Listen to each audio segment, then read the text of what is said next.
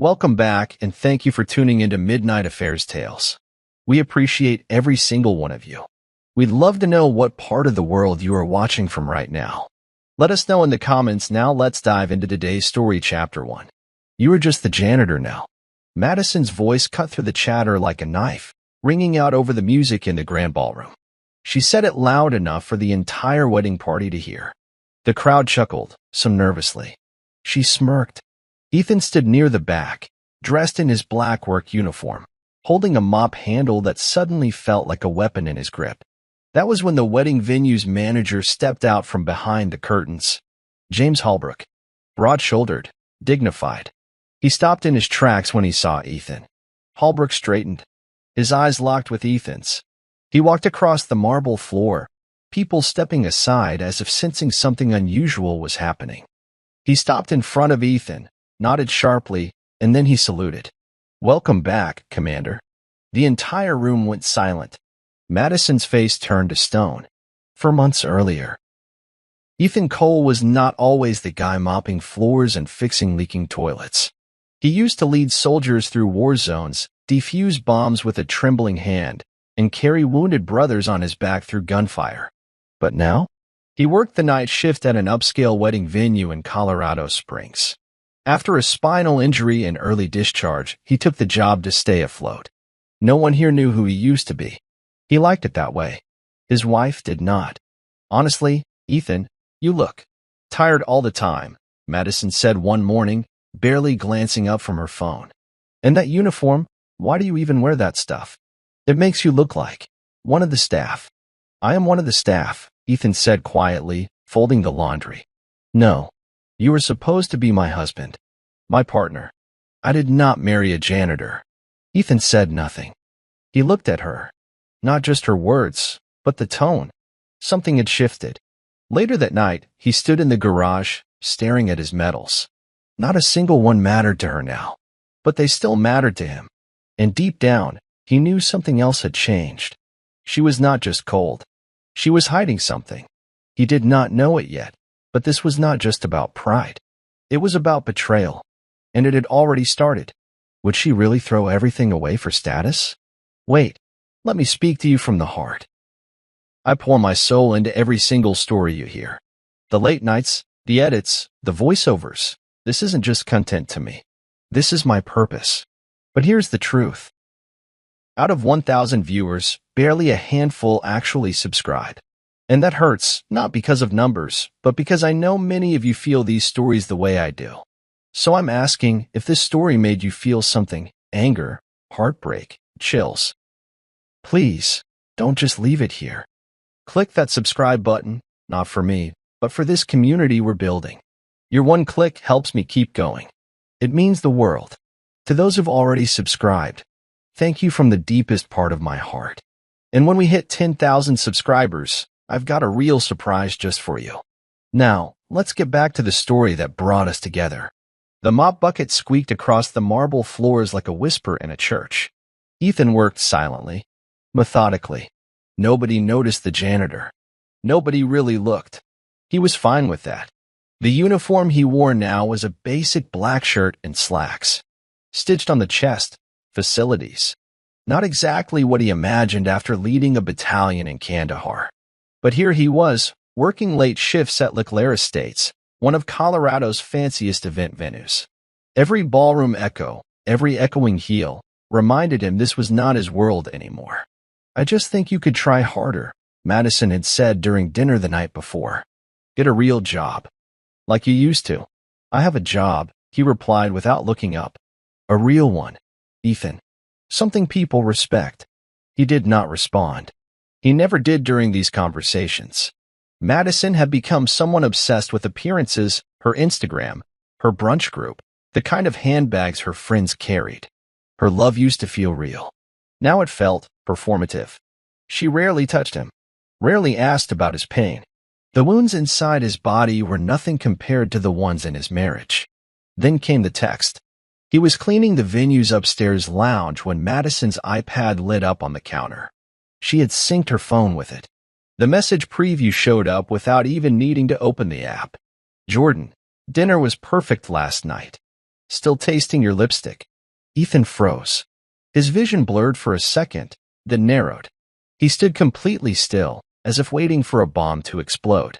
Maybe it already had. He did not confront her. Not yet. He wiped the screen, cleared the message preview, then quietly walked out and finished his shift like nothing had happened. But inside him, something had shifted. No more second chances. No more benefit of the doubt. He just needed to know everything before he made his move. Because this was not going to end with silence. Ethan watched from the hallway as Madison adjusted her dress in the mirror. Backless. Designer. The price tag still stuck out from the inside lining. You really needed another dress? He asked gently. I cannot show up in the same outfit twice. People notice. She did not even glance back. She had changed. It was not gradual, it was surgical. Precise. Cold. Their house was full of things they could not afford without his veteran's pension and savings. But Madison needed the look. The life. The lie. That night, she had a girls' night. Ethan offered to drop her off. She refused. He watched her leave, perfume trailing in the air, phone clutched like a weapon. 30 minutes later, his phone buzzed. Unknown number. No message. Just a photo. Madison, sitting in a dim restaurant, leaning in close to a man in a blazer, holding hands. The caption read, "Still thinks she is just going out with the girls?" His heart did not break. It shattered. But in silence. He did not drink. Did not scream. He walked to the garage, opened the chest under his workbench, and pulled out his old tactical journal. On the first page, he wrote, Mission, Truth. He started tracking. Where she went. What time. Her receipts. The extra Uber charges. The missing wine glasses in the dishwasher. He even set up a mini camera tucked inside the air vent. It showed him more than he ever expected. Jordan Marks, real estate developer, wore tailored suits and a smug smile, kissed Madison on his couch, drank his whiskey, slept with his wife. Ethan watched it all. Quiet. Still. But he was not broken. He was preparing. He once took down insurgents in cities built to kill him. Now he had a new battlefield. And this time, it was personal. Ethan could feel it now. The silence in their home was no longer peaceful. It was tense. Deliberate. Like something was trying to stay hidden in it. They barely spoke over dinner anymore. Madison scrolled through her phone like she was swiping through alternate lives. He noticed the way she smiled at texts but never at him. The way she angled the screen away, even when it was just weather apps or online shopping. And every time he brought up anything meaningful, memories, shared dreams, their future, she brushed it off. You are always so heavy lately, she said once. Can we just keep things light? She used to call him Love. Now it was Ethan. Like saying his name put distance between them. But the moment that burned into him came on a Wednesday night. She came home late, heels in one hand, barefoot and tired. He stood up to greet her. Long night? He asked gently. She barely looked at him. You smell like bleach. I was cleaning the ballroom floor. There was a spill. She laughed, short and sharp. Wow. From commanding troops to scrubbing floors. That is a real glow-up. Ethan did not say anything. He just nodded and stepped aside so she could pass. That line stuck in his chest like shrapnel. She used to be proud of him. She once ran across a tarmac in tears when he came back from Afghanistan. Now she could not stand the smell of his work. In the garage later, he stared at their wedding photo. She looked radiant. Hopeful. That girl was gone now. Replaced by someone who cared more about appearances than loyalty. He was not angry yet, but he was beginning to feel something worse. Clarity. The marriage was dying, and she was already somewhere else, mentally, emotionally, maybe even physically. But Ethan? He was still here, still watching, still waiting. Not for her to come back, but for the truth to come out. The Leclerc ballroom shimmered with soft golden light. A corporate event was winding down, and Ethan was wiping down glasses near the back bar when he heard something that made him freeze mid-motion. A familiar voice. Her voice. Madison. He stayed hidden behind the velvet divider, only an arm's length away. She was laughing, drunk on champagne and something else entirely. No, Baby, he will never suspect anything. He is barely present these days. Always tired. Always working late. Ethan's stomach twisted. She was on the phone. I told you, she giggled. He is harmless now. He is not even a man anymore. Just a shell. A mop with a heartbeat. Her words hit like bullets, and each one landed square in his chest. There was a pause. He could hear her heels clicking against the marble. Then another laugh. I will meet you at the apartment on Quincy. Same time. That was it. She hung up. Ethan waited until he heard her footsteps fade before he stepped out. His hands were trembling, not from rage, but from restraint. He had heard her talk about him like he was nothing, like he had no weight, no worth. He walked over to the bar, poured himself a glass of water, and stared into it for a long moment. Then he pulled out his phone, opened a new note file, and wrote, Quincy Street, 8:30 p.m. Thursday. Hidden keys. This was no longer just about heartbreak. It was about facts, documentation, evidence. Ethan knew how to handle missions like this. Gather intel. Stay unseen. Strike when the time was right. He had survived ambushes in foreign deserts. Now he was preparing for the one inside his own home. He could not afford to explode. Not yet. Madison thought she was clever. She thought she was untouchable. But the difference between a janitor and a commander? The commander plans 10 steps ahead. Trust. It was the one word Ethan kept circling in his head like a slow-burning question. He had trusted her with everything. His savings. His heart. His name. Even his future children, if they ever got around to it. But now? The way she moved. The way she smiled at strangers but not at him. The way she smelled like someone else's cologne on Thursday nights. He needed, to believe he was wrong, that it was all in his head. Stress, paranoia, residual trauma, something that could be fixed with counseling or forgiveness. So he decided to test himself. That night, as Madison got ready for yoga, Ethan followed her. Not close, not dangerously. Just one car behind, lights off, windows up. Standard tail protocol from his military recon days. She drove right past the yoga studio, straight to Quincy Street. He parked around the corner and watched from a distance. Jordan opened the door in sweatpants and no shirt. Madison walked into the apartment like she had done it 100 times. Ethan's heart dropped into silence. Not just pain or clarity. There it was. Truth. Undeniable. Unfiltered. He drove away slowly. Carefully. He did not scream. He did not cry.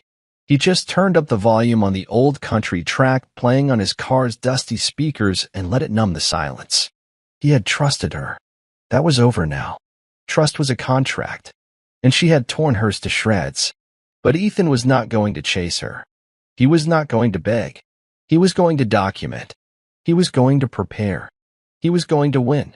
Because while she played games in the dark, he was already switching on the lights. It was a Saturday afternoon. Madison was in the shower, humming that same tune she always sang when she was in a good mood. Ethan was cleaning the kitchen, wiping down the counter when he heard it. Buzz. Buzz. A phone vibrated on the table, but it was not hers. Madison's phone was in the bathroom, charging.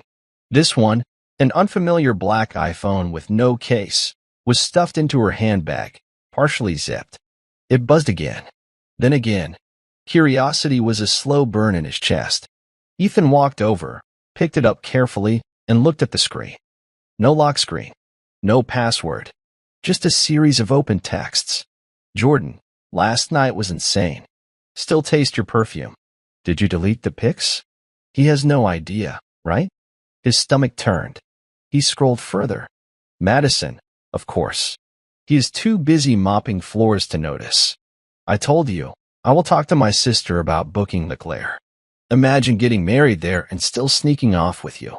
Ethan placed the phone back exactly where he found it. His hands were cold. His heart was not racing, it was sinking into something deeper than anger. He could hear the water stop, the sound of the shower curtain pulling back. He stepped away from the bag and began drying his hands, pretending he had just finished cleaning. Madison walked into the kitchen in a towel, casual and smiling. Hey, babe. Want Thai for lunch? Ethan looked at her like he was seeing a stranger. Sure, he said calmly, because now he knew. She had two phones, two lives, two faces, and one of them was going to fall apart. Soon. Ethan had always believed that clarity was power, so he stopped asking questions. He stopped doubting himself. Instead, he started recording. He bought a tiny motion-activated camera online, hid it behind a vent in the living room, positioned just right to catch anyone entering through the garage door. He installed another under the kitchen island, one more above the back patio. Then he waited. The first night Madison said she had a networking dinner. Ethan nodded. Hope it goes well, he said, voice steady.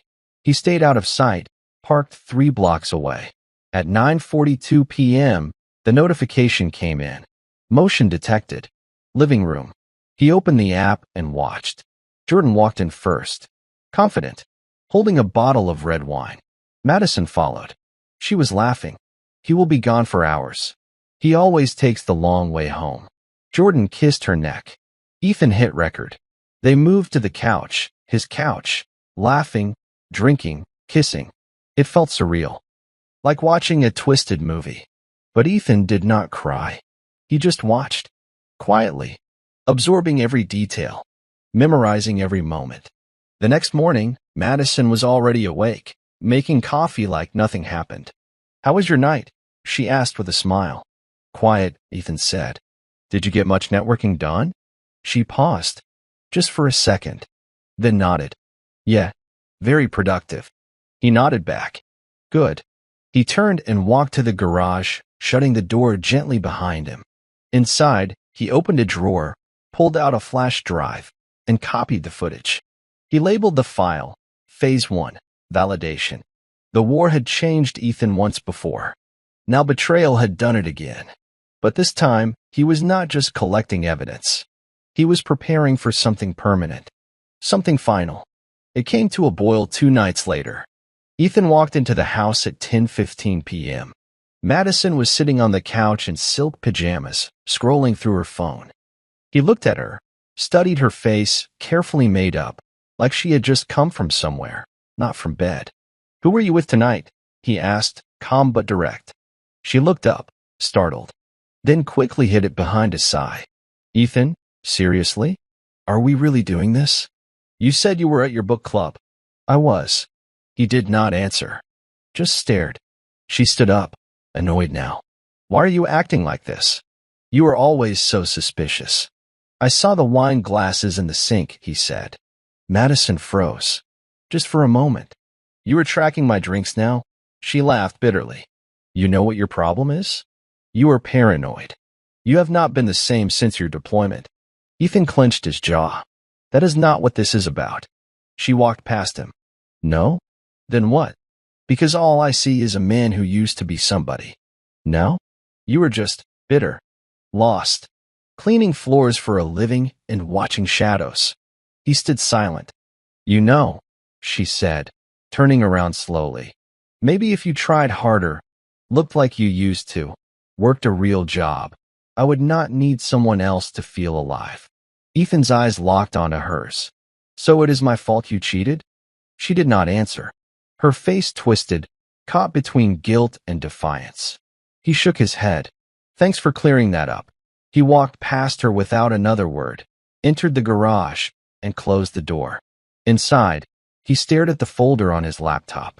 It was time to move to Phase 2, because now it was personal, and Madison had just signed her own downfall with her mouth. The words came out of her mouth so sharp, so clean, it felt like she had rehearsed them. They were arguing. Again. I asked you a simple question, Ethan said, standing in the kitchen. Why did you lie about the restaurant? You were not even near it. I checked. Madison rolled her eyes like it was all beneath her. Because I do not owe you a schedule. I'm not your recruit. Ethan's voice stayed even. You are my wife. No, she said, laughing now laughing. I am the woman stuck with a man who quit on his own life. That stung. I did not quit. I was medically discharged. Same thing, she snapped. You used to be someone people respected. Now? You mop floors at the same place I go to socialize. People ask me what you do, and I have to lie, Ethan. He just stood there, quiet. She stepped closer, and the venom in her voice dropped to a hiss. You are just a janitor now. Silence. Ethan blinked once. That was it. Not the affair. Not the lies. Not even the second phone. This line. That was the moment she stopped being his wife. He did not say a word. He turned, walked away, and went to the garage. Inside, he opened a folder labeled Leclerc Ceremony and started laying out his plan. She thought she had broken him. She thought she had embarrassed him. But what she had done, without realizing, was activate a part of him that never forgot how to lead, how to endure, and most importantly, how to win. The first time Ethan saw Jordan Marks in person, it was from the security camera feed. The second time was in the flesh. It was 6:15 p.m. Ethan was wiping down the glass doors in the main lobby of Leclerc when the sleek silver Mercedes pulled up to the valet circle. Jordan stepped out, wearing a navy blazer, hair slicked back, phone to his ear. Yeah, Jordan said, laughing into the phone. She booked the wedding already. Said the staff was invisible. He handed the valet the keys with a $20 bill tucked underneath. Ethan kept cleaning. Silent. Focused. Jordan walked right past him, barely even noticing the man with the towel and cleaner. But Ethan noticed everything, how Jordan moved, how he looked around like the place already belonged to him. Later, in the staff room, Ethan checked the event schedule. Jordan was here for a meeting about property development. He was trying to buy out Leclerc's owners. It made sense now. Madison was not just cheating. She was working her way into Jordan's deal, probably with the promise of a cut, or a lifestyle beyond Ethan's low life. Ethan stared at the schedule, then pulled out his phone. James Holbrook, owner, 7 p.m. apt. Room 203-inch James Holbrook. The man Ethan had once dragged through an ambush zone with 2 bullets in his leg. A man who owed Ethan his life. He was still here, still running the venue, and still unaware that his potential buyer was sleeping with his employee's wife. Ethan smiled. Just slightly. The game had changed. Now it was not just revenge. It was strategy. He was not alone. He had allies. Sometimes, fate does you favors when you least expect them. It was late. The event had ended. Guests were gone. Ethan was on cleanup. He entered Suite 4B, Jordan's private meeting room from earlier, and began gathering used glasses. A red-stained wine glass still sat on the table. Next to it, a silver laptop bag half-zipped. Open just enough. Ethan hesitated. His hand paused in midair. He looked around. The hallway was quiet. He unzipped the bag an inch more. Pulled out a flash drive tucked in the side pocket. No label. Just a standard black stick. He slipped it into his pocket. Later that night, in the garage with the lights low, he plugged it into his laptop. What he found hit like a punch to the chest. A folder labeled Leclerc Transfer/Confidential. Inside were emails. Dozens of them.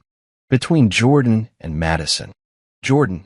Once we move the account to the Shell Corp, the rest is cake. Madison. Do we really need Ethan's signature on that insurance clause? Jordan. If he is dumb enough to let it sit in both names, we are fine. There were also PDFs, financial transfers, property clauses, even a draft of a legal separation document, and signed but ready. Madison was not just cheating. She was planning to wipe him out financially. Ethan leaned back in his chair, the file still open, breathing hard. This was no longer a marriage problem. This was theft, fraud, intentional. And she had no idea he now held the proof. Ethan picked up a pen, flipped to the next page in his journal, and wrote in all caps, Phase 3, Public Reveal, Leclerc Ceremony. She was going to walk into that wedding feeling untouchable. And she was going to leave with nothing. Ethan sat in the garage with the lights off. Only the laptop screen lit his face, casting a cold glow across his eyes. He stared at the file. Madison and Jordan had built a secret life. Not just romantically, but financially. She was not leaving him for love. She was leaving him for profit. Every draft, every message, every planned signature behind his back, it was all there. A digital betrayal more calculated than anything he had seen in war. And he had seen a lot. He closed the laptop, leaned forward, elbows on his knees, and whispered to himself, I survived IEDs, ambushes, and landmines. I can survive this. But this time, there were no soldiers watching his six. Just him. He started mapping out everything. Madison's routines, Jordan's meetings, the Leclerc floor plans, camera angles, sound feeds. His old training came rushing back like it never left. Not just the skills, but the mindset. Focus. Discipline. No emotion in execution. The mission was clear. Expose them. Publicly. Legally. And without warning. He began transferring every file to 2 encrypted flash drives. One for Holbrook. One for court. The rest, he would keep locked in a fireproof case, just in case they tried to twist the story. He even started recording voice memos to document his own sanity. Today is March 14th. Jordan met with Holbrook's partner. Madison claimed she was at yoga, but was at Quincy. Financial file confirms intent to defraud. He had no unit now. No command chain. But the mission? The mission had never been clearer. And failure was not an option. It was time. Ethan called in a favor he had never thought he would use.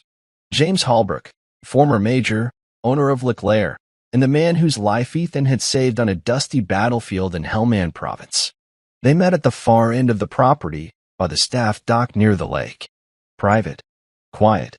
No cameras. Holbrook looked older than Ethan remembered. Grayer. But still sharp-eyed. You look like hell, Holbrook said, arms crossed. Ethan gave a tired smile. I feel worse. They shook hands. No small talk. I need a favor, Ethan said. You got it. Just say the word. Ethan handed him the flash drive. Holbrook opened it on his tablet.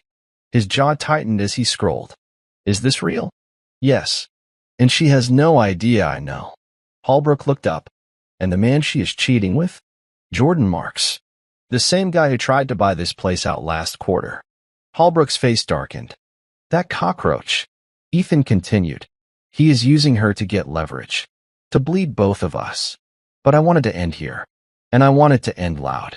What are you planning? The wedding next month, her sister's ceremony. It is being held here. Holbrook nodded. I know. She booked it like she owned the place. I want that moment, Ethan said. Right when she thinks she has won. Holbrook was silent for a beat. Then he placed a hand on Ethan's shoulder. You saved my life once. Let me help save yours. They did not need more words. Soldiers rarely do. The day Ethan installed the hidden camera in the kitchen pendant light, Madison was in the other room arguing with her sister about flower arrangements. He moved like a ghost, silent, invisible, efficient. One tiny device, tucked inside the decorative fixture. Wide-angle lens. Auto feed to his encrypted cloud. He was not watching her to hurt himself. He was watching her to build a case. A bulletproof one. That evening, she came home in a great mood. Guess what? She said, dropping her purse on the counter. Ethan was wiping down the stove. My sister said yes to Leclerc. Ceremonies locked in. Ballroom B. The big one. He nodded. Good for her. Yeah. Madison smiled, sipping wine. Everything is finally falling into place. She walked over and kissed him on the cheek. Softly, like a polite stranger, not the way a wife kisses a husband. Then she disappeared into the bedroom. Ethan stood there, frozen. Not because of the kiss, but because the moment she smiled at him, the hidden mic picked up a buzz from her phone. Jordan. She took the bait. Wedding locked in. Phase 2 next. Ethan played it back again. He was not just her husband anymore. He was a mark. But she had no idea the man she thought was fading was actually recording every breath she took. And when the wedding came, the lights, the champagne, the speeches, she would not be walking into a celebration. She would be walking straight into a war zone. Madison sat at the dining table surrounded by bridal magazines, flower samples, and a laptop open to the Leclerc reservation portal. She was glowing, not with love, but with control. She was in her element. Ballroom B is bigger, she said, not looking up. Better lighting. More room for the head table. Ethan stood in the doorway, towel slung over his shoulder, pretending to dry his hands. That is a nice spot, he said quietly. Madison smirked. I know. I work with taste. He noticed the way she casually clicked through invoices, spending money from their account like it was all hers. I already put down the deposit, she added. I hope you do not mind. It is your sister's day, he replied. She looked up for a second. Exactly. Then she went right back to planning. Ethan walked over, glanced at the screen. Jordan's name flashed briefly in an email tab. She clicked it closed, fast. Too fast. You okay with Jordan being there? She asked, playing it off. Sure, Ethan said. It will be nice to finally meet him. She raised an eyebrow, just slightly. Then she smiled. Maybe it will inspire you to aim higher again. Ethan returned the smile. A slow, controlled one. Oh, I am aiming. Madison laughed, but her eyes flicked sideways. Something in his tone threw her off. He walked away calmly, but inside, he could feel the engine starting to hum. She was too distracted by flower walls and hors d'oeuvres to notice she was standing on a landmine, and the pin had already been pulled. The dinner was supposed to be casual. Just Madison, her sister Danielle, Jordan, and Ethan. But nothing about it felt casual. Jordan showed up in a tight suit like he was closing a deal. Madison clung to his every word. Danielle giggled through wine, clearly tipsy and oblivious. Ethan sat across from them, quiet but attentive, like a chess player 10 moves deep. So, Ethan, Jordan said, swirling his glass. You working full-time now? Or is the janitor gig more of a side hustle? Madison laughed too quickly. Too loud. Danielle snorted. Be nice. He has a badge and everything. Ethan forced a smile. Full-time. Keeps me on my feet. Jordan grinned. Hey, someone's got to keep the place clean, right? Laughter. But Ethan saw what they did not, the insecurity behind Jordan's smirk, the subtle glance Madison threw when Jordan made the jab. She was testing him, measuring how much he knew, whether he would break. He did not. Instead, Ethan leaned back and took a slow sip of water. I hear you're trying to buy out Leclerc, he said casually. Big move. Jordan paused. Just for a second. Yeah, something like that. I heard the owner's tough to deal with. Jordan nodded. He will fold. Everyone folds for the right price. Madison shifted slightly. Ethan smiled. We'll see. No one caught the edge in his voice. No one noticed how he watched them, not with pain anymore, but with a soldier's focus. They thought he was just sitting there, silently defeated. They had no idea he was learning their every tell, every weakness. Because when the curtain dropped and the lights came on, he would not be the punchline. He would be the one holding the mic. Ethan sat across from Diane Murphy, a divorce attorney known across Colorado Springs for being a quiet killer. She adjusted her glasses as she flipped through the folder of documents he placed on the table. Emails, texts, financial records, even camera screenshots. Mr. Cole, she said, looking up.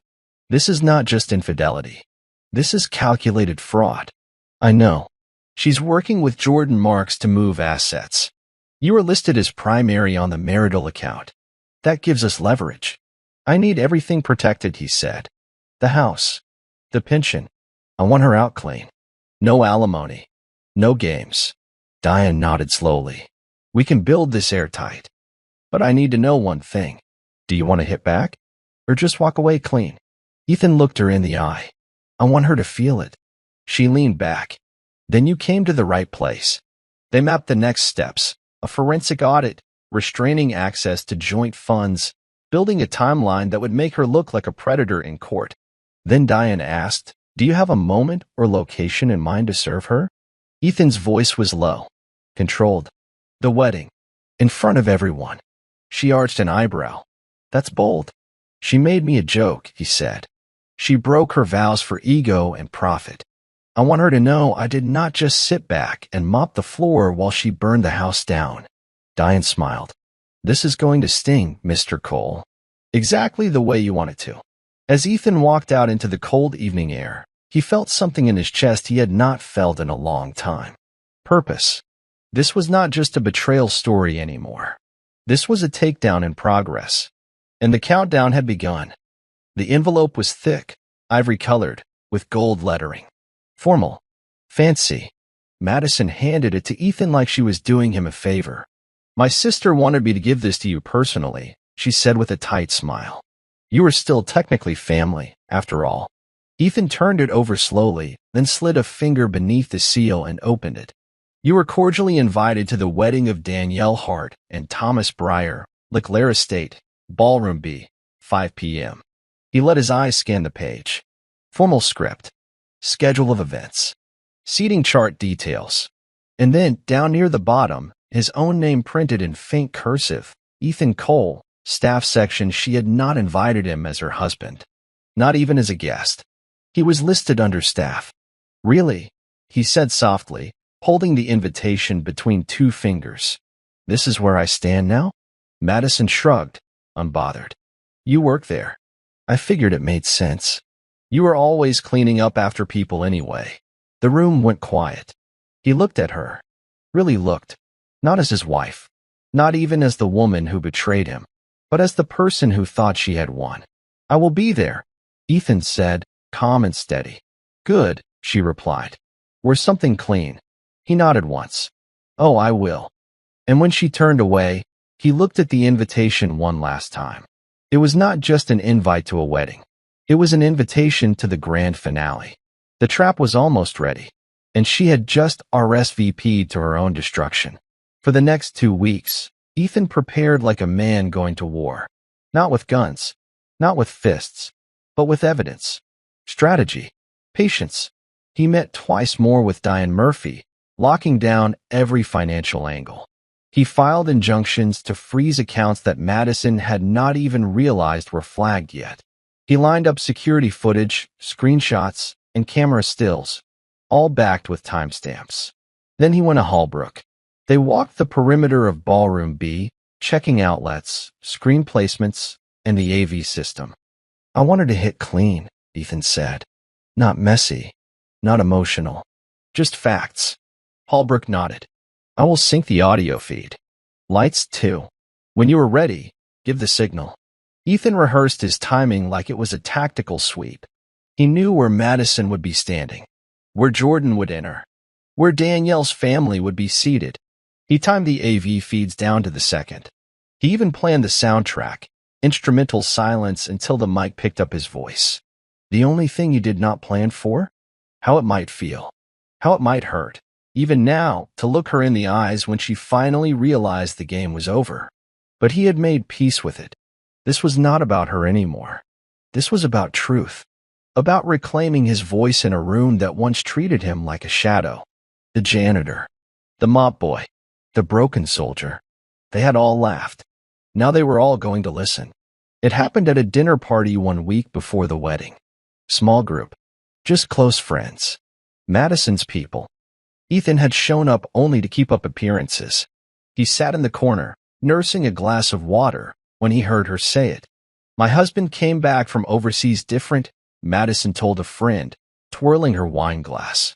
"Like, not in a tragic way, just, broken. He does not talk. He cleans things to calm down." The woman gasped, half sympathetic. "Oh, well, that must be so hard." Madison shrugged. "I mean, it is not ideal. But I did what I had to do." Ethan felt the blood drain from his face. She said it so casually, like he was a stain she had learned to live with. She saw him look up and did not flinch. She just smiled and raised her glass toward him like it was all fine. That night, he stood in the garage alone for over an hour, just staring at his combat boots. He had never asked to come home broken.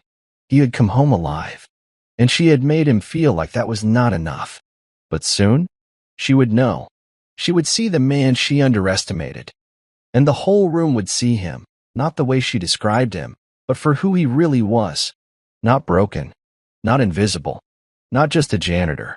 A commander, still standing, still dangerous, and very much in control. The night before the wedding, Ethan stood in front of his bathroom mirror, clean-shaven, dressed in black slacks and a white shirt he had not worn in over a year. It was not the uniform he used to wear in combat. It was something sharper, simpler. He looked at himself long and hard. Not the tired version. Not the quiet man hiding in shadows. The real Ethan Cole. The man who had watched, documented, planned, and waited. In the bedroom, Madison was packing an overnight bag for the bridal suite. Early morning, she said casually. I will be out before sunrise. Hair and makeup are coming to the hotel. Ethan nodded, folding his tie. She stood at the doorway, watching him. You look good, she said. Almost like your old self. He met her gaze in the mirror. Almost. There was a pause. You are not going to cry tomorrow, are you? She teased, zipping her bag. No, he said flatly. I will be the one keeping things clean, remember? She laughed under her breath. Right. Good old Ethan.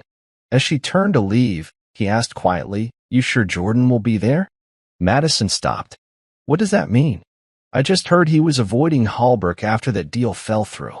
She smiled, cool and confident. He will be there. We planned everything. Ethan nodded once. I am sure you did. She walked out, heels clicking down the hallway. He heard the door close, the car start, and the silence settle back in. He looked down at the invitation still pinned to the fridge. Tomorrow was not about vengeance. It was about liberation. She thought he was the ghost of the life she left behind. But tomorrow, she would finally understand exactly who she underestimated. And it would be too late. The final straw came wrapped in red lipstick. It was 11:27 p.m. Ethan sat alone in the garage, reviewing camera feeds for the last time. A new notification blinked on screen. Motion detected. Living room. He clicked play. Jordan was back. Again. Madison opened the door, barefoot in a robe, and pulled him in fast. She laughed, whispering something into his ear.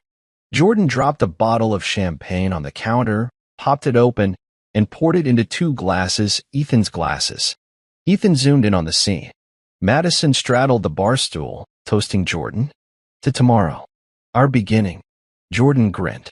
You really think he has not caught on? She snorted. If he knew, he would have done something by now. Ethan's not a fighter anymore. The cameras might caught everything. Jordan leaned in.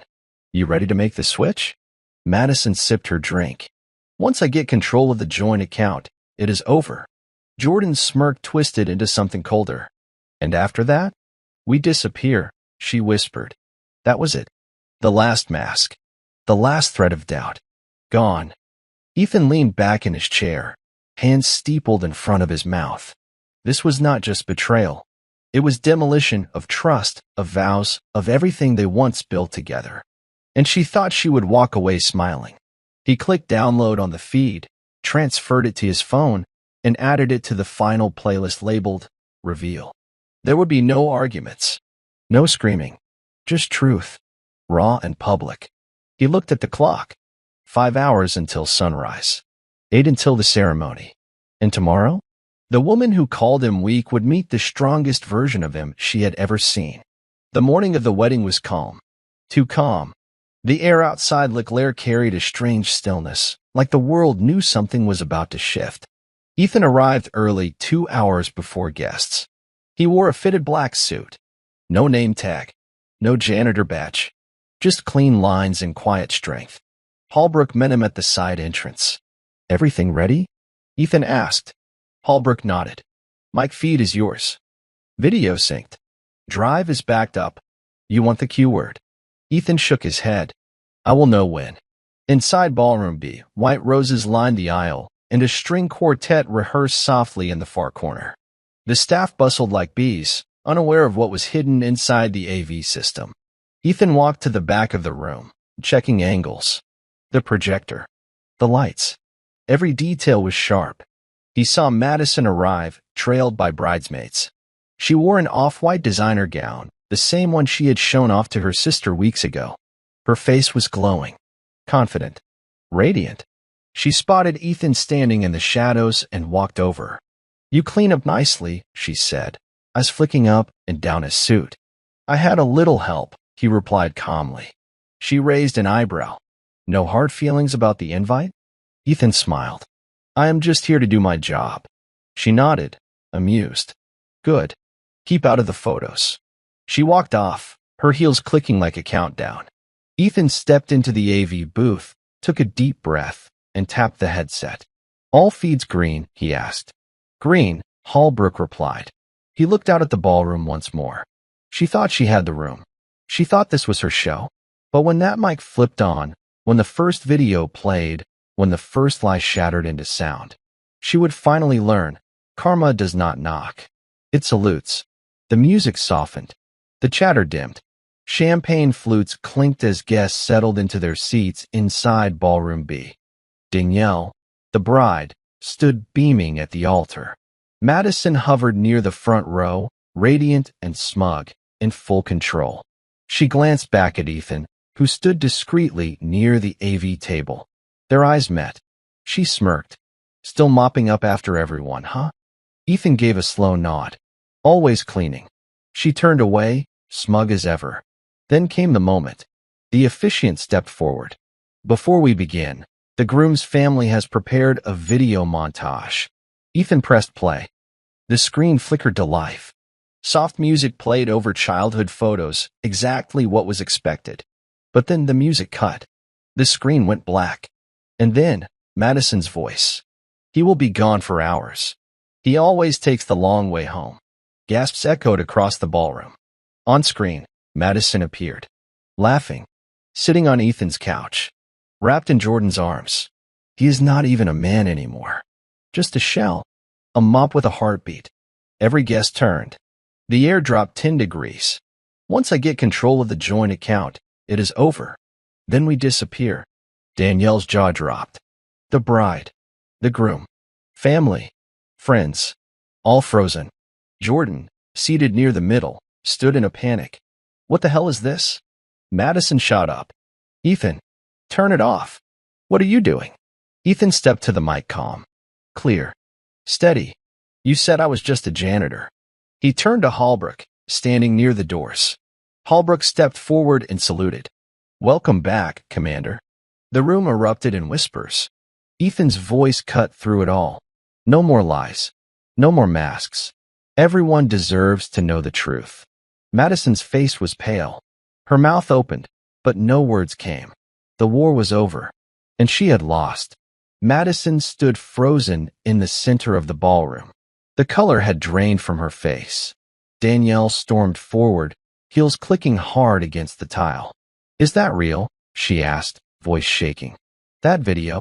Ethan did not answer. He did not have to. Madison turned to her sister. It is taken out of context. Danielle slapped her. Hard. Gasps echoed again. You brought him into my wedding, Danielle whispered. You lied to my face for months. Jordan tried to grab Madison's arm. We need to go? Now. But Ethan stepped in front of them. You are not going anywhere, he said calmly. Not until everyone hears this. He raised his phone, tapped the screen again. Recording number 2 played. Jordan, do not worry about Ethan. He is too dumb to notice. Madison, he is broken. Always has been. I just needed his account access.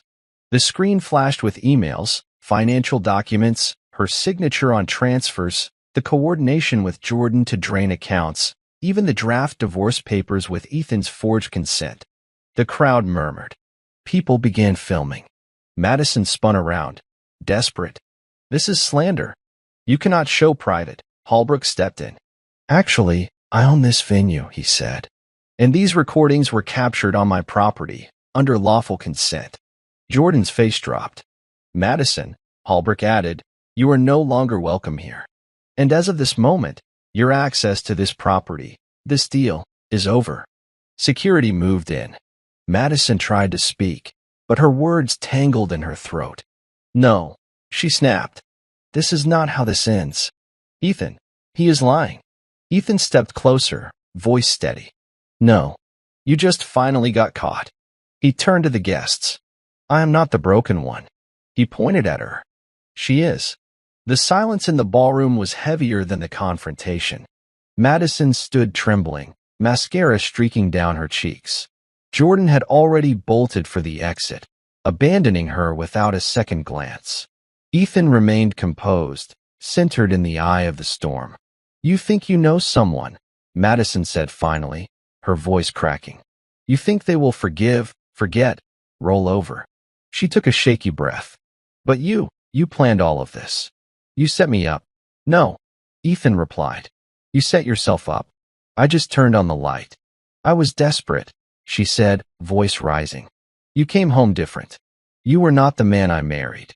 I was the same man, Ethan said. But you were never built to stay. The guests were silent now, watching, absorbing every word. You called me broken, he said. But you do not break what bends and survives. Madison shook her head. You waited. You watched. You could have stopped it. I wanted to see who you really were. He stepped forward one last time. Calm. No anger. I fought for this country. I survived war. And I thought coming home would mean peace. But living with you? That was the real battlefield. He took a deep breath. You did not just cheat. You lied. You stole. You tried to erase me. Then he looked at the crowd. But you failed. He turned back to her, one last look. You never knew me at all. With that, he handed the flash drive to his attorney waiting by the doors, nodded at Holbrook, and walked out of the ballroom.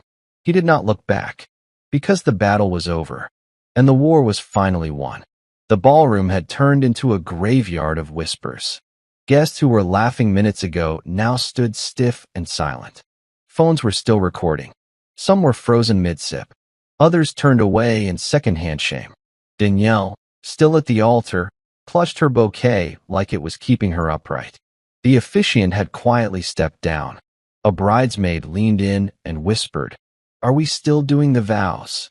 No, Danielle whispered back, her voice raw. This day is ruined. Madison stood alone now. No Jordan. No friends around her. Even the photographer had stopped taking pictures. Security waited by the doors, glancing toward Holbrook for a signal. He gave them a nod. Escort her out, he said flatly. No, Madison hissed, stepping back. You do not get to do this. I helped build this day. You hijacked it, Danielle said, voice shaking with fury. You made it all about you. I made it happen. Madison snapped. You were indecisive. You did not even pick the color palette. And you slept with my fiancé's business partner. That was the final nail. The room buzzed with disbelief. Gasps turned to glares. Madison's voice cracked. You were all turning on me? No, Danielle said. You turned on us. We just finally saw it. Madison's heels echoed as she tried to leave with dignity, chin up. But no one followed. No one clapped. No one said goodbye. Just the dull shuffle of security walking her out, and the camera flashes capturing her fall. Ethan was already gone, and so was everything Madison ever built on lies. Outside the ballroom, Madison was flanked by two security guards in black suits. Her cheeks burned with humiliation, eyes darting to guests in the lobby who stared as she was led through the glass doors. She turned to one of the guards. This is illegal. You cannot just throw me out of a wedding I planned. One of them spoke calmly.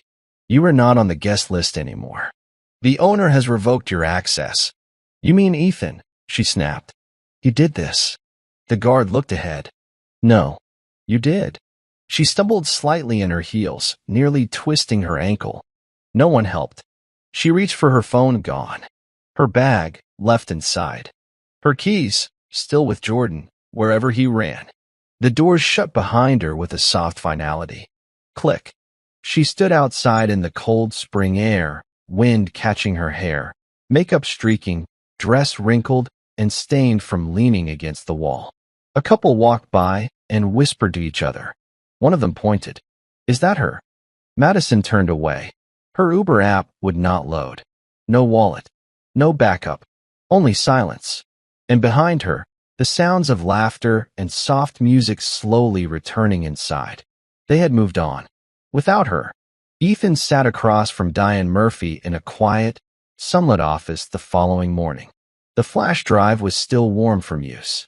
His expression was unreadable, calm, but not numb. Diane slid a document across the table. Clean. Tight. No assets to her. Full evidence packet submitted. I even added a clause to restrict her from contesting public damages. Ethan signed it without hesitation.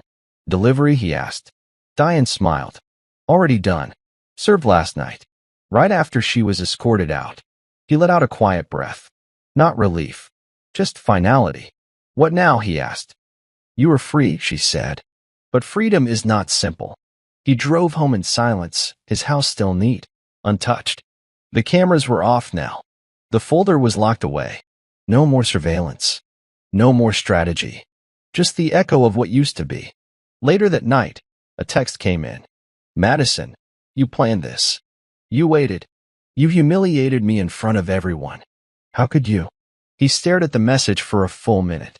Then typed 3 words. You earned it. He had sinned. Then blocked the number. He looked around his living room, the one they destroyed with lies, and finally felt something strange. Stillness. Not sadness. Not anger. Just space. And peace. The kind only truth could buy. A week had passed. The video from the wedding had gone viral. Not because Ethan posted it. Someone else did. A guest. Maybe a bridesmaid. The caption read, Bride's sister exposed Liv for cheating, stealing, and lying. You will not believe who the janitor really is. Over 2 million views in 4 days. Ethan's inbox was flooded. Reporters. Bloggers. Even veterans groups reaching out to thank him. To honor him. But he stayed quiet. No statements. No interviews. He sat in his kitchen, eating his usual oatmeal, while the world spun without him. Until Holbrook showed up at his door. Got a minute? The old soldier asked. Ethan let him in. No words needed. Holbrook placed a laptop on the table. Played a clip of a panel show where Madison was the topic. This woman tried to ruin a decorated army commander, who also happened to be her husband. Can you believe that? She is hiding, Holbrook said. Corporate circles have dropped her. She is toxic now. Ethan stayed quiet.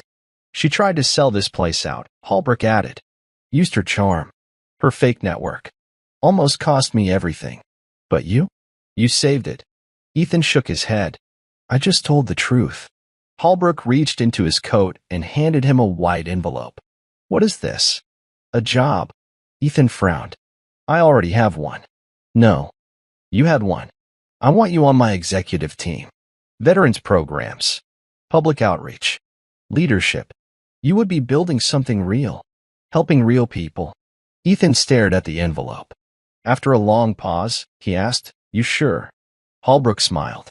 Commander Cole, you have always been the guy we follow. Ethan looked out the window. Maybe it was time to stop surviving and start leading again. Madison sat alone in a rented apartment on the east side of town, far from the boutiques, the brunch spots, the polished life she once flaunted. The luxury condo had been repossessed. Her car was sold to cover legal fees. Jordan had ghosted her completely. She scrolled through TikTok, watching herself get dragged in every comment section. She fumbled a war hero for a guy who bailed mid-wedding. She said, just a janitor, now she is begging for interviews. Her phone buzzed. A message from an unknown number.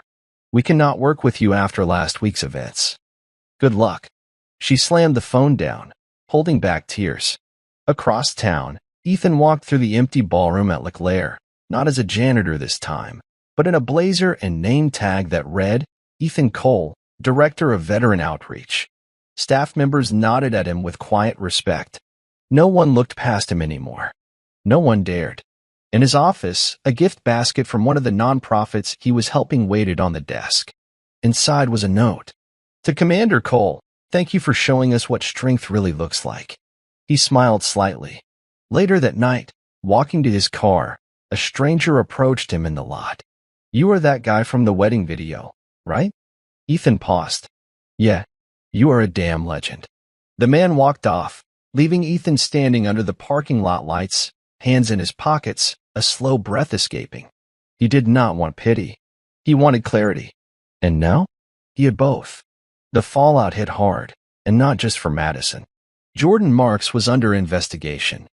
Turns out, he had not only conspired with Madison to commit fraud, he had tried the same scheme on 2 other investors. Holbrook handed over every file Ethan had collected. Legal teams moved in fast. Jordan's firm released a press statement the next morning. We have terminated our partnership with Mr. Marks and are fully cooperating with the ongoing inquiry. Translation: they threw him under the bus. His luxury car? Repossessed.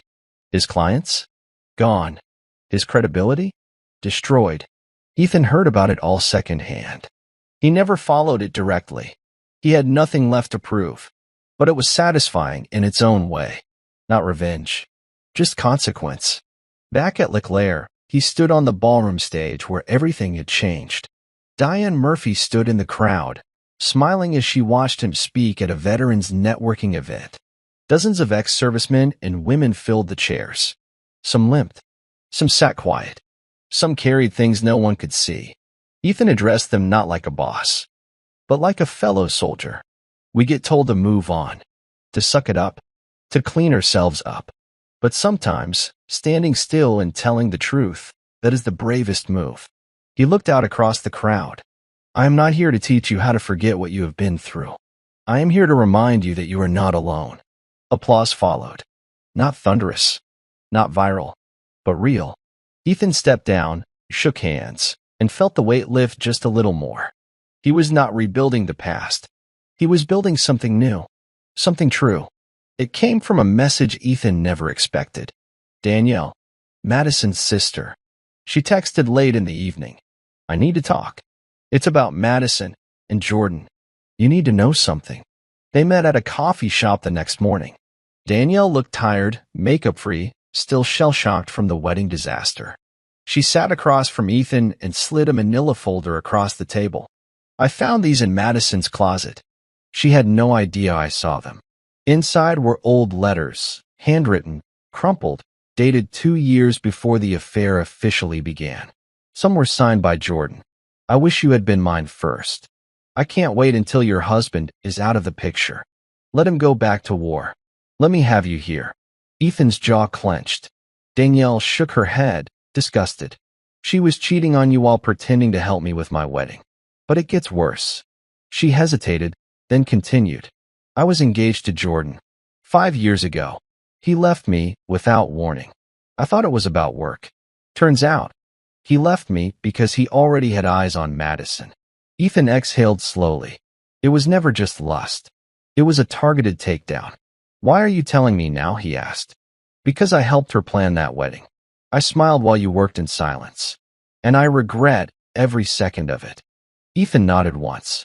Thank you.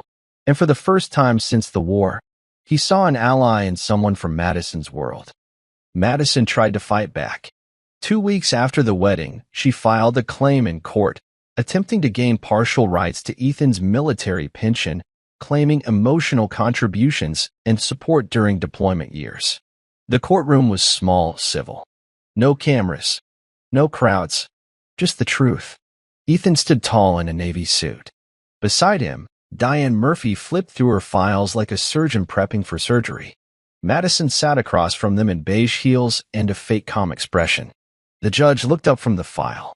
You were requesting half his military benefits? Madison spoke smoothly. Yes. I supported him through years of recovery.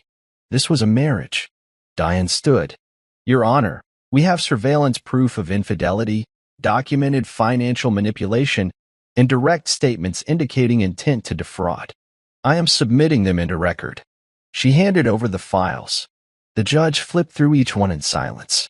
The audio recordings. The texts. The forged documents. Madison's smile faded with every turn of the page. The judge cleared his throat.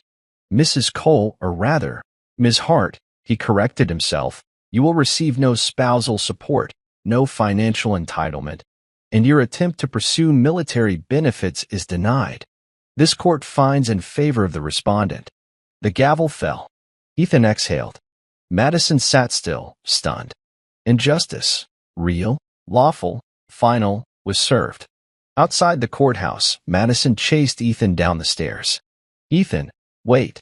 You cannot just walk away from me like this. He turned slowly. You mean the way you walked away from our marriage while still wearing the ring? She narrowed her eyes. I made mistakes, no, he said. You made decisions. She stepped closer, desperate. I was scared. You came back from war and locked yourself in your head. I came back trying to breathe, he said. And you were too busy playing dress-up in a life that was never real. She looked around. voice low now. Can we talk? Just you and me. Ethan stared at her for a long moment, then pulled a folded piece of paper from his pocket. Here's the final asset report. You are off everything. Her eyes scanned the paper, panic creeping in. This is everything? Yes. Every dollar. Every house key. Every account. Every last thread between us. She swallowed hard. What am I supposed to do? He took a step closer, voice level.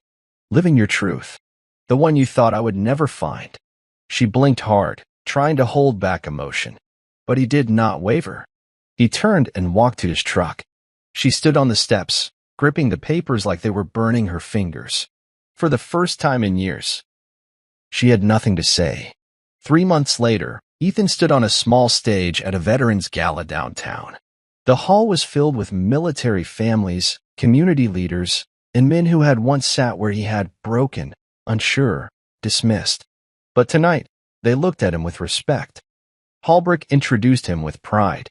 Most of you know Ethan is the man who stood tall when the world tried to fold him. He did not just survive betrayal, he used it to build a bridge for others. Applause. Ethan stepped up to the podium. I used to think silence made me strong, he began. That if I stayed quiet, stayed invisible, things would stay intact. He paused. But silence is how people like Madison get away with things. And silence is what kept me stuck in a house where I was no longer seen. He looked at the crowd. I do not share this story for pity. I share it because someone out there is going through the same thing. Betrayal is not the end of your story. It might be the first honest chapter. Another round of applause. After the event, a teenage boy walked up with his mother. You are the guy from the story, right? The boy asked. My dad left, too. My mom said you remind her of him, how he used to be. Ethan smiled and reached out to shake the boy's hand. Then tell your dad something for me, he said. It is never too late to come back stronger. The door to Madison's new place creaked as she pushed it open. It was small. Not ugly, just quiet. Plain gray walls. Scuffed wooden floors. No echo of status. No scent of expensive perfume left lingering in the air. She carried 2 boxes in herself. No movers this time. No Jordan to hold the elevator. She dropped the first one on the kitchen counter and stood there, frozen. The silence pressed against her ears. In the box were reminders of who she used to be, designer clutches, photo frames, a worn planner from the year she thought she had it all figured out. She unpacked slowly. Her wedding photo with Ethan fell out from between the pages. She stared at it. His uniform. Her smile. Fake? Maybe not back then. She held the picture for a long time, thumb brushing the glass. Then she turned it face down and placed it in a drawer. Later that night, she tried calling Jordan. Straight to voicemail. She opened Instagram. He had blocked her. She opened Facebook. His profile was gone. Every connection, every plan, every beginning they had whispered about, vanished. The condo felt colder now. The mattress still wrapped in plastic. No wine. No laughter. Just the echo of her own breathing. Madison curled up on the edge of the bed and stared at the ceiling. And for the first time in years, she was truly alone. Ethan never meant to write it. But something about the silence of a Sunday morning made the words come on their own. He sat at his desk, coffee steaming beside him, fingers moving across the page like they knew what they needed to say. Dear Madison, I do not write this out of hate. I do not even write it out of anger anymore. You hurt me, deeply, but I think somewhere along the way you hurt yourself even worse. You wanted something bigger, shinier, louder.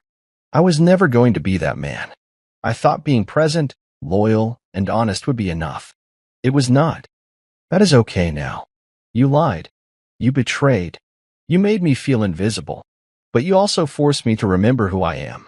So thank you. Not for the pain, but for the push. I will not carry this bitterness into the next chapter of my life. I will not tell this story with venom in my voice. But I will tell it. Because truth spoken out loud is what healed me. Take care of yourself. Ethan, he read it twice. Then folded the letter, sealed it in an envelope, and placed it in a locked drawer. He would never send it. He did not need to. The closure was not for her anymore. It was for him. Ethan stood in front of the mirror in his office bathroom, adjusting the collar of his new dress shirt. Tonight was a private event at Leclerc, an invite-only gala for veterans and their families. Holbrook had asked him to open the ceremony. He stepped out into the hallway and passed a staff member. "You look sharp, sir," she said with a respectful smile. "Thanks," Ethan replied, still not used to the title. "You earned it." He walked out into the courtyard, where rows of white chairs had been placed under a canopy of hanging lights. Soft jazz played. Warm laughter filled the air. It was everything a wedding should have felt like. Except this was real. Honest. No masks. He looked across the lawn and saw Madison. She stood at the edge, near the sidewalk, watching him. Not dressed up. Not part of the event. Just observing. For a moment, neither of them moved. Then Ethan nodded once. Not out of pity. Not out of anger. Just recognition. A silent goodbye. Madison nodded back, eyes glassy. And then she turned and walked away. Ethan exhaled slowly. There was nothing left to hold on to. No more edges to sand down. He walked toward the stage, hands steady. Because when you walk away clean, you do not have to explain anything to anyone. Later that night, the lights dimmed. The crowd settled. Ethan took the mic. "I have spent most of my adult life in chaos. First in war zones. Then in a marriage that made me question everything I believed about loyalty." He paused. Not for drama, but because he felt it. "But I am not here to talk about pain. I am here to talk about what comes after." He looked out at the crowd. All those faces carrying their own scars. There is peace after fire. But you do not find it by forgetting the flames. You find it by walking through them, head up, eyes open, and choosing to heal. He stepped back from the mic's silence. Then a slow rise of applause. Not loud, but full, real. After the event, a woman from the audience approached him. "My son served. He came back, different. He is lost. Would you talk to him?" Ethan nodded. "Absolutely." She handed him a card with a photo of her son in uniform. He looked at it for a long time after she left. Because this was the mission now. No more mops. No more hiding. Just showing up, every day, with clean hands and an open heart. Ethan heard the knock late in the afternoon. He had just finished organizing supply kits for a veteran outreach program when the front door echoed softly through the house. He opened it. Danielle stood on the porch. No makeup. Casual clothes. Nervous eyes. "Can I come in?" she asked. Ethan stepped aside. "Sure." They sat at the kitchen table. Same spot where Ethan used to eat in silence while Madison lied with her eyes. Danielle looked down at her hands. I wanted to say thank you. And I wanted to say I am sorry." Ethan waited. "For not seeing it sooner," she continued. "For playing along. For letting her spin you into this villain. She did that to everyone. You were not the one who owed me loyalty," Ethan said. "But thank you." There was a pause. Then Danielle reached into her bag and pulled out a small velvet box. "She left this at my place weeks ago," she said. "I think you should be the one to decide what to do with it." Inside was Madison's wedding ring. Not her engagement ring. Her band. The one Ethan had placed on her finger with trembling hands and a hopeful heart. He stared at it for a moment, then gently closed the box and set it aside. "I already buried what it meant," he said softly. Danielle nodded. "Good. Because you deserve better than what she gave." As she stood to leave, she looked back once. "If you ever feel like grabbing coffee, not as family, just people." Ethan smiled faintly. "Maybe." The door closed, and something lighter settled in the room. 2 weeks later, Ethan sat in a small, quiet cafe just off the square. It was not a date, not officially, but it felt like a first step. Across from him sat Ava, an old friend he had not seen since before the deployment. She had moved back to Colorado Springs recently and reached out after seeing his story on a community page. She smiled gently. "I was not sure you would say yes." "I was not sure either," Ethan replied. "But I figured if I can survive everything else, coffee should be manageable." They both laughed, and that laugh felt real. The conversation flowed easily, books, music, the weird silence after 9 p.m. in small towns. It felt natural. No pressure. No performance. At one point, Ava looked at him thoughtfully. You seem clearer than you used to. Lighter. Ethan nodded. It took a war, a betrayal, and a public takedown. But yeah, I am getting there.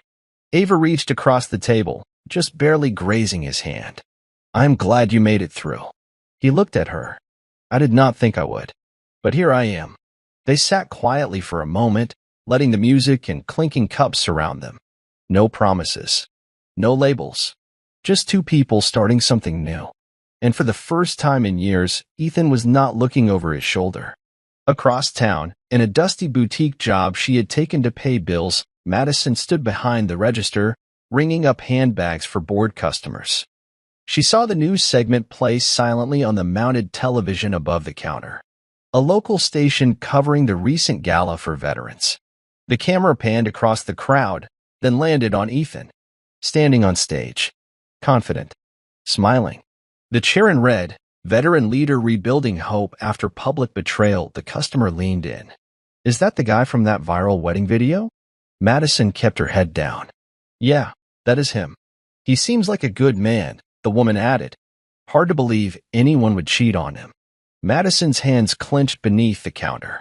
Later that evening, alone in her apartment, she scrolled through social media.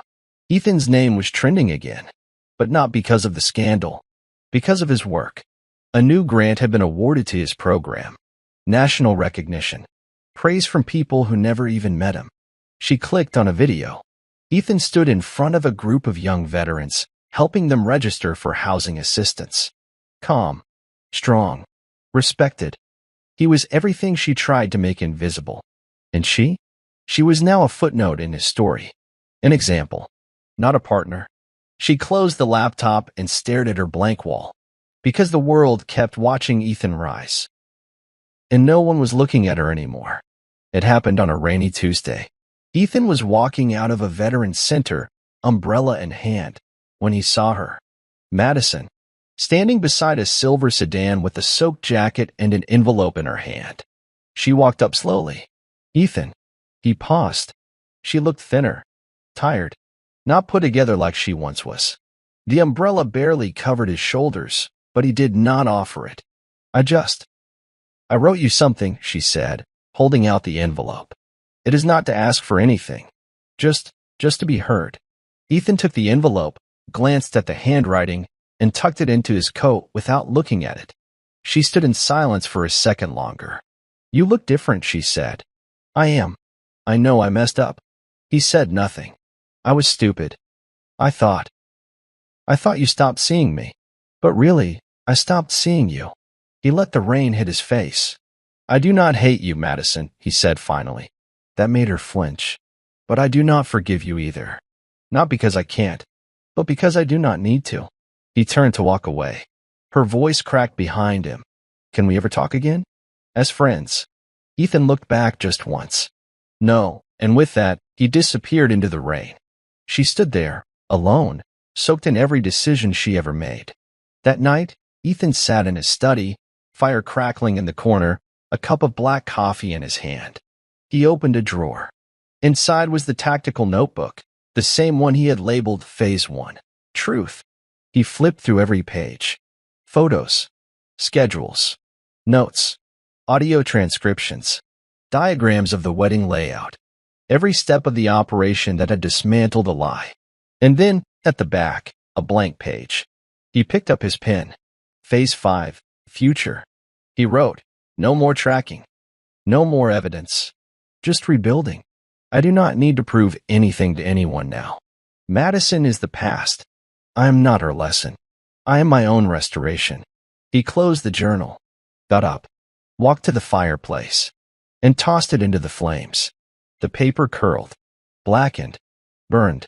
He watched it all disintegrate into clean air. He did not need the proof anymore.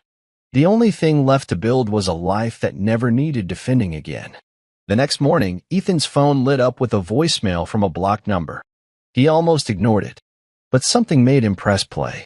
It was Madison's voice. Soft, cracked. You were right. You were always steady. And I could not handle that kind of goodness. I thought I wanted more. But all I really wanted was to be seen. And now I know I was never invisible. You just stopped fighting for me when I gave you nothing to fight for. I do not expect a response. I do not deserve one. Just live a better life than we had. You already are. Goodbye, Ethan. He sat still for a long time, then deleted the message without saving it. No anger, no regret, just finality. Outside, the sky was clear, a rare Colorado blue. He stepped onto the porch. The sunlight warmed his skin. Ava was waiting in the car, smiling, engine running. Ethan grabbed his keys and walked down the steps. For the first time in years, he was heading towards something real, not running from anything anymore. Ethan's new mornings started with peace. No noise, no rush, just sunlight through the window blinds and the quiet hum of possibility. He brewed fresh coffee every day, not because he needed it, but because it reminded him he was choosing calm now. On the porch, he read letters from young veterans in the program. One thanked him for stopping them from taking a final step off the edge. Another said Ethan's story made them speak to their father again after 10 years. He kept those letters in a wooden box beside the couch. They were heavier than metals, and they meant more. At night, he and Ava cooked together, laughed at bad movie plots, talked about books. No games, no masks, just steady presence. I never thought I would feel this, he admitted one night, setting down 2 steaming mugs. Ava looked at him. Feel what? Safe. She smiled. It is underrated. They sat in comfortable silence, music playing low in the background. And Ethan realized something. It was never about revenge. It was about restoration. The final letter came 3 months later. It was from the Department of Defense. A formal acknowledgement. An apology letter regarding his abrupt discharge. They offered an updated veteran status, higher rank recognition, and an invite to speak at the Capitol during a special veteran leadership event. Ethan read the letter twice, then smiled. He had already made peace with the past, but now the world was finally catching up. He stood in front of his mirror, dressed in a new tailored navy blue suit. No medals, no camouflage, no mop, just Ethan Cole, ready. At the Capitol, he stood at the podium, lights flashing, cameras rolling. He looked out at the crowd and took a deep breath. When they said I was just a janitor, they forgot something important, he said. I never needed a title to have value. I just needed the truth. He paused, because at the end of the day, the people who are underestimated the most are the ones who rise the highest. The audience stood in applause. And in that moment, Ethan was not remembering the betrayal anymore. He was standing above it. The screen fades into Ethan standing outside the Leclerc estate, watching a new wedding being set up. He was not working the floor anymore. He was in charge of the Veteran Operations Division that partnered with venues across the state. The same ballroom where he was once humiliated, now used to fund job programs for soldiers like him. As he watched a young couple laugh and rehearse their vows under the lights, Ava stepped beside him. They look happy, she said. They are, Ethan replied. And this time, it feels honest. She took his hand, and they stood there quietly. No drama, no ghosts, just healing. Final reflection. We all have a version of Ethan inside us, the part that stays quiet while being broken. But sometimes, silence is the loudest truth of all. So now I ask you, have you ever been underestimated by someone who had no idea who you really were? Tell me in the comments, and also let me know. Where in the world are you watching this story from? If this story hit you in the heart, if you felt anything, do like the video, subscribe to the channel, and share it with someone who needs a reminder that pain does not define your story. Power does.